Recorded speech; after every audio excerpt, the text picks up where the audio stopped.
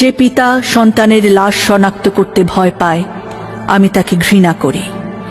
যে ভাই এখনো নির্লজ্জ স্বাভাবিক হয়ে আছে, আমি তাকে ঘৃণা করি।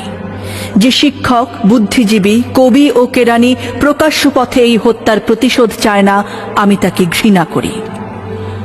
৮ জন মৃতদেহ চেতনার পথ জুড়ে শুয়ে আছে। আমি অপ্রকৃতস্থ হয়ে যাচ্ছি।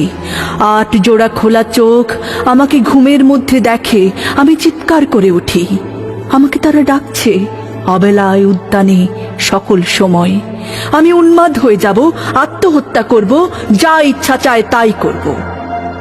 কবিতা এখনই লেখার সময়।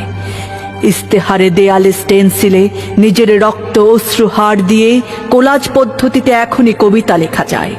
তীব্রতম যন্ত্রণায় ছিন্ন ভিন্ন মুখে, সন্ত্রাসের মুখোমুখি, ভ্যানের হেডলাইটের ঝলসানো আলোয় স্থির দৃষ্টি রেখে এখনই কবিতা ছুঁড়ে দেয়া যায়।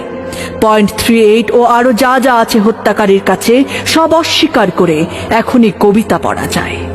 লকআপের পাথরহীন কক্ষে ময়না তদন্তের হ্যাজাক আলোক কাঁপিয়ে দিয়ে, হত্যাকারীর পরিচালিত বিচারালয়ে, মিথ্যা অশিক্ষার বিদ্যায়তনে, শোষণ ও ত্রাসের রাষ্ট্রযন্ত্রের মধ্যে, সামরিক অসামরিক কর্তৃপক্ষের বুকে কবিতার প্রতিবাদ প্রতিধ্বনিত হোক।